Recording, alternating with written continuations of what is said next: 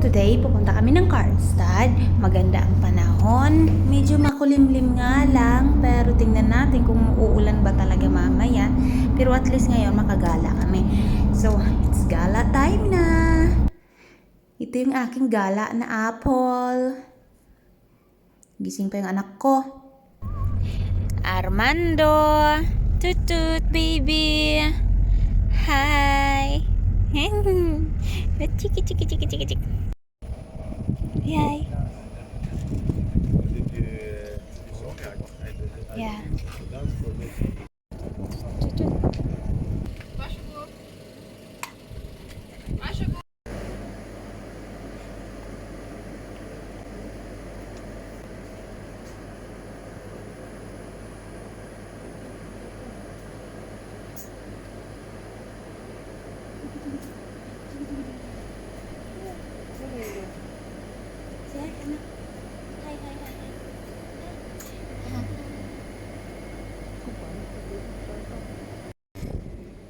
Hi. You. My favorite ako. Ay, ang ganda dito. May lumang sasakyan. Ang ganda. Ano pala dito? Golf. Ang ganda dito banda, oh. Mayroong golf din na parang tubig. Ayan, no, parang blue water siya. Ang ganda. Tapos mayroong tulay. Och det här är vatten alltså. Ska du ha? Hi, my love. Chichi.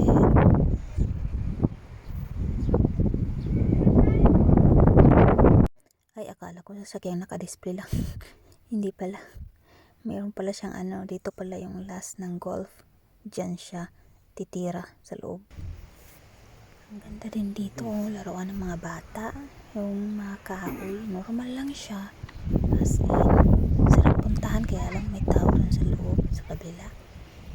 Dito din sa likod nito, sa kabila nito, meron ding shark, pero hindi na ako makapunta. Ang ganda talaga ng mga greenie. Oh, may mga ibon-ibon pa. Tingnan niyo, ang cute. Ay. Mga tamsi yan eh. Sa probinsya, mga tamsi. Ang ganda dito, super. Ano siya, nature talaga siya. Super nice.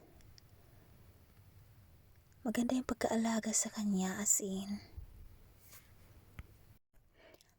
So, pupunta kami sa kabilang dako ng mundo. Charot. Ang nag-iisang dilag sa kabukiran.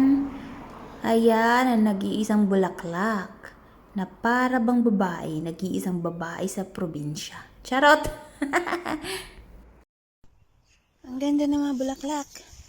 Summer is waving. Hala, ang cute. Ayan o. Ang cute nila, honey.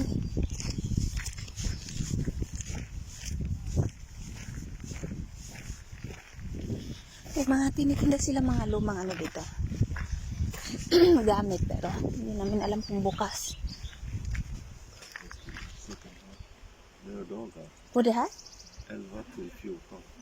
Oh, dito. Det är second hand. Second hand. Na mga magaganda. Ang ganda siya. Yeah. Saran! Cute. Ang ganda. Oh, yan ah. Ang ganda na. Ipasaya ba ito po siya na? Ay, ang ganda. Magkakape kami doon. Taran!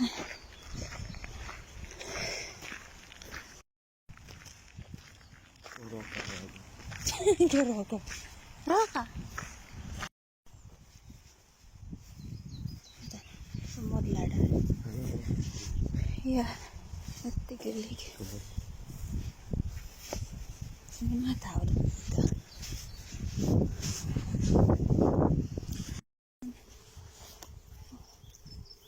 Uupo kami doon.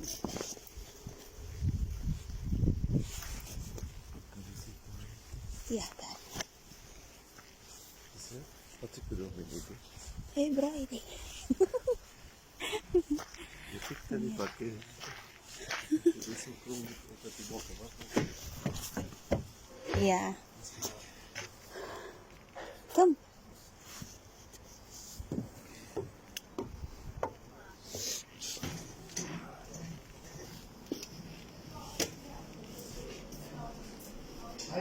Första gången.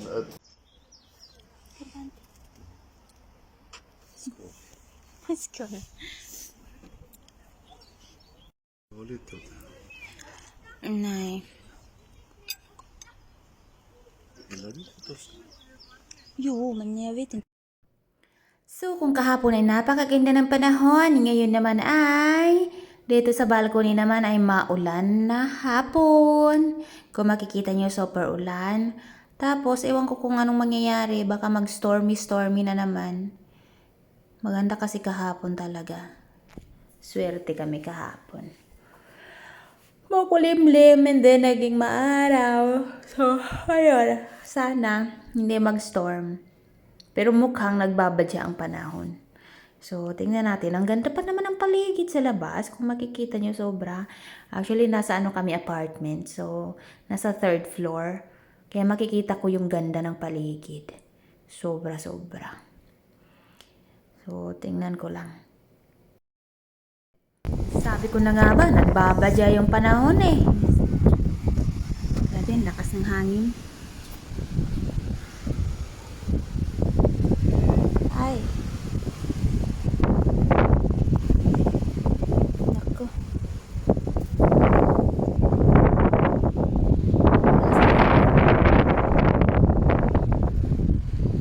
Pa ko nag-ayos akong balkon.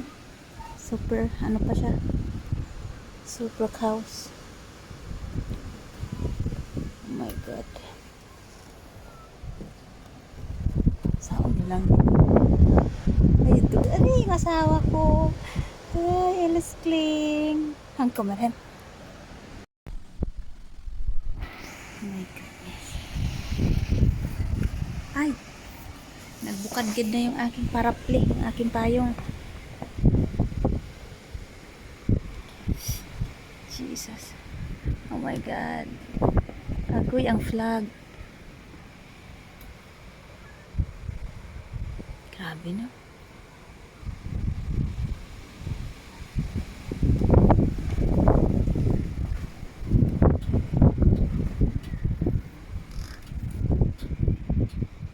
Ay.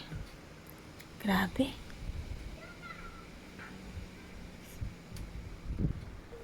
So, habang hindi maganda ang panahon sa labas, ito yung anak ko, kung ano-anong pinag-aalungkat dito. Delikado na to. Mamaya, patutulogin na kita. Naku, kailangan ng maligo nito kasi kung ano-anong pinagbubuhat nito. Nak! Ano ba naman yung pinagkukuha mo dyan, anak? Mga papilis man na, anak, oy. Balik natin, nak. Maligo na tayo. Liliguan ko na si bugoy ko kasi kanina pa to malamig sa labas ngayon. Kailangan na matulog ng baby. Matagal-tagal na rin siya gising eh.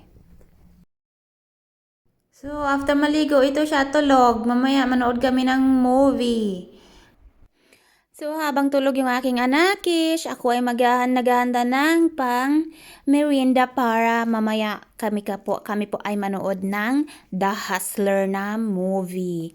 Here it is! Walang boses ang movie kasi nga para hindi tayo mag-copyright. Diba nga? Maganda tong film na to. Napanood na daw to ng asawa ko dati pero ngayon ay uulitin niya. Kasama naman ako. Kasi nga hindi ko pa siya napanood before.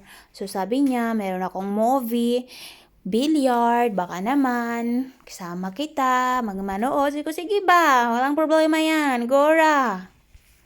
Pero syempre, habang nanonood ako, lagi kong tinitingnan yung anak ko kung gising na. Pero tulog pa rin naman siya. Maganda yung tulog niya kasi sobrang busy siya. Sobrang pagod na pagod siya maghalongkat ng mga papel kanina. So, ayun. Ganito lang yung buhay namin. Masaya na kami sa sobrang sa mga simpleng bagay-bagay. Ganito lang kami ng aking asawa.